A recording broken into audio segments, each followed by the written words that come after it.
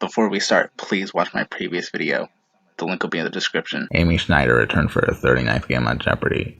She won a 38-day total of $1,307,800 and is now tied in second place for the most consecutive wins, as explained in the previous video. Ken Jennings' introduction was, "Welcome everyone, and I hope you were watching Jeopardy last week because our champion, Amy Schneider, had a very impressive week indeed. 5 runaway games, and she tied Matt Amodio's mark set earlier this season with her 38th win. We'll have to see if it's going to be another winning week for her, but we do know that it could be one for you at home." And then he promotes the Alaskan trip again. I hope they don't have to go to Alaska when it's still winter. Another ladies' night, my favorite theme of season 38. If Amy wore glasses, I'd ask if they should be known as the Lovely Ladies in Lenses. Should this be known as the Lovely Ladies in Lenses? Some alliteration for you there. Wow, right as I typed season 38, it just occurred to me. The first Jeopardy contestant to lose in season 38 won 38 games in total. You'd think after 4 months I would have eventually caught on to that. I also noticed Matt Amodio wore purple when he beat James Holzhauer's record, and Amy Schneider's wearing purple the day she'll beat Matt Amodio's record. Well, I like her lavender, which is still a shade of purple. More specifically, her Julia Collins sweater. I also noticed Amy's wearing her Julia Collins sweater under her pink blazer. I couldn't tell at first because the sweater's a pastel color which appears light gray in contrast.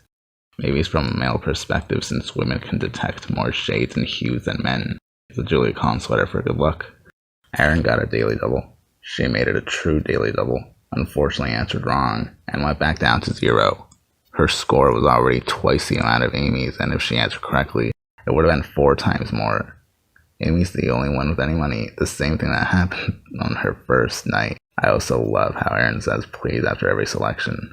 The mini-anecdotal interviews seem to follow a traveling theme. Joanne Mercer had to fly on a plane for the first time since she was 4, a phobia she overcame before she flew to LA. Joanne Mercer is a nursing assistant from Toledo, Ohio, and flying into LA to play Jeopardy was her first time on a plane since... She laughs as Ken introduces the anecdote. She answers, "Since I was 4, and ironically enough, it was also my biggest phobia until the other day, so I overcame it. Here I am, and I'm very glad I did it." Ken ends by congratulating her. "You conquered your fears, well done." Erin volunteered to help people rebuild their homes in Hurricane Katrina. Erin O'Leary is an attorney from New York City, and after Hurricane Katrina, you spent some time volunteering. She answers, "Yes, Ken, I spent 2 weeks in Louisiana and Mississippi helping people rebuild their homes after the devastation of Hurricane Katrina in 2005. Ken adds, "It must have just been brutal conditions down there." It was. Erin says, "Absolutely heartbreaking, but very rewarding work to be able to help people at the worst point in their lives." Ken ends by thanking her. "Thanks for what you do, that's fantastic. She really is lovely after all." Meanwhile, I'm surprised Ken didn't ask Amy about her tie in second place. Instead, it was about how she spent time in quarantine. I also love how Erin said excellent after Ken told her she's on the plus side. Erin. What is the Bureau of Land Management? Yes, you're back on the plus side. Excellent. Government agencies for 1,000. Usually Ken tells them they're on the plus side, and the contestant selects the next category. Amy ended the first round winning $6,600. Joanne was in second place at $1,000. And Erin was in third at -800, her third time in the red due to how trickier this round was. The questions seemed harder, since I noticed a lot of them were answered incorrectly by more than one contestant at a time. I can't imagine Double Jeopardy. Compared to Matt Amodio's 39th appearance on Jeopardy, he ended the first round winning $9,600. Right after the commercial break, Ken informed that the judges accepted Joanne's answer of beset as a pronunciation, taking her score to 3,000. Almost half of Amy's score. Amy was on a streak that led her to find the first daily double in Double Jeopardy. She risked 4,000, got it right, and went to $15,600. She answered the next question right, and Ken told her, "You swept that category." Usually everyone claps when this happens. Already, Double Jeopardy appears to be easier than the first round because of this alone. Amy got the second daily double in Double Jeopardy. She bet 5,000, answered correctly, and went to $26,400. Amy ended Double Jeopardy winning $37,600. Joanne, whom I just noticed added her smile underneath her name, was in second place at $4,200, and Erin was in third place at $800. In contrast, Matt Amodio ended Double Jeopardy in Game 39, winning $10,600. I also just noticed now, that they both ended in 600. Both Matamodio and Amy Schneider ended both of their rounds, first round in Double Jeopardy, in a score that ended in 600. The final Jeopardy category was U.S. museums. The question was, named for a benefactor that was established in 1893 to house artifacts from the nearby World's Columbian Exposition. Again, I couldn't think of an answer, nor was I able to concentrate because this was yet another milestone for Amy to cross. The answer was the Field Museum. Joanne Mercer was the only one to answer correctly. She did a short dance when she saw she got the answer right. I mentioned whether she'd win or not. Ashley Castle was excited just to get the answer correct. In this case, Joanne was the only contestant to answer correctly, so I imagine that was worth celebrating more. Joanne's score was just under half of Amy's. Her score was also half of Amy's after her score was corrected after the end of the first round. I was wondering how much closer Final Jeopardy would have been if Joanne got any of the daily doubles. Amy Schneider didn't struggle on her 39th game, whereas Matt couldn't regain the lead on his 39th game. The answer was the Field Museum. Joanne Mercer was the only one to answer correctly. Amy answered the Grant Museum. Amy unfortunately answered wrong, risked $25,000, and brought her final score down to $12,600. She's now at a 39-day total of $1,019,800. She beat Matamodio's record. She holds the record for the second most games won on Jeopardy, second only to the now Jeopardy host Ken Jennings. Maya Bialik introduced tonight's game, as many of you I'm sure are tuning in because of Matamodio's quite staggering 38-game winning streak, second only to the 74-game streak set 17 years ago by Matt's idol Ken Jennings. And we have to say goodbye to Matamodio with an unbelievable 38-day winning streak. That is one for the books. It has been an honor and a pleasure to watch you here. Congratulations. So at this point, I'm just giving my own thoughts, which I'll present here just to reiterate.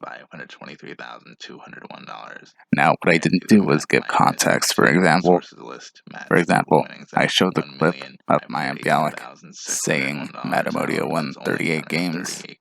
I showed them in this video because Maya Bialik described it as quite staggering, a 38-game winning streak, and when he lost, she said the 38-day winning streak is one for the books.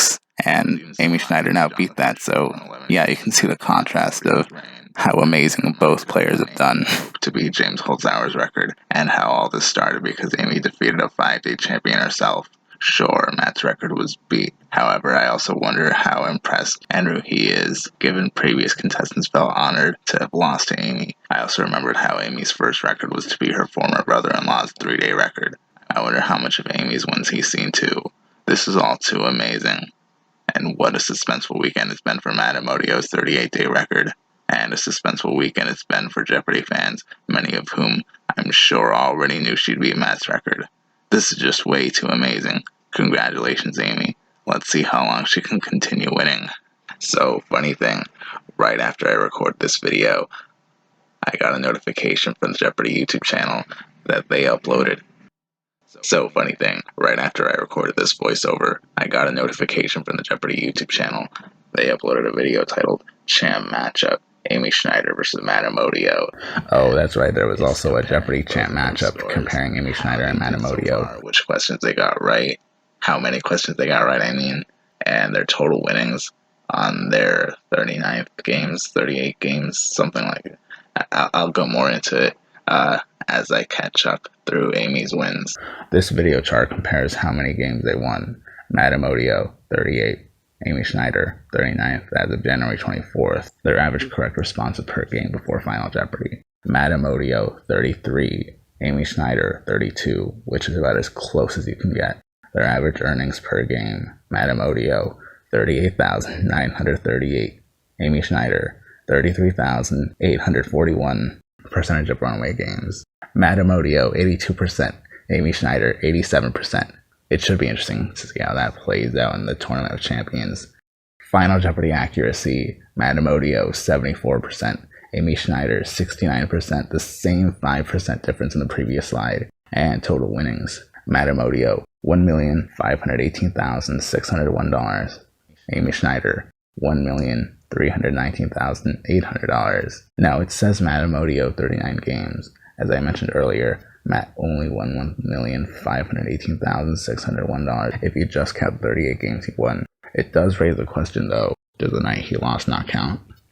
You can see how close their stats are in general. That's also why I compared Matt Amodio and Amy Schneider ending the first round in Double Jeopardy. My only question is, who keeps track of all this, and how are they able to compare the two so quickly? After I recorded that voiceover update, I got a notification. I saw Jeopardy uploaded a second video titled, Amy Schneider's a 39-day champion. It was an interview between her and Jeopardy Clue Crew Jimmy McGuire. You have now surpassed Matt Amodio and are in second place all by yourself with 39 consecutive wins. How does it feel? And anything you want to say to Matt? She answers, it still feels unreal and has to see it on TV to know it's real. She thought about the record throughout the weekend and reveals she didn't feel confident in the Field Museum category. Then Ken reminded her she just accomplished this new thing, which I assume was after Amy won. She also acknowledged she'd have to go up against Matt. I knew that I was going to be on this season, and I was like, I might be going up against Matt. And I was worried about it, and I still kind of am, but I'm excited to have the opportunity.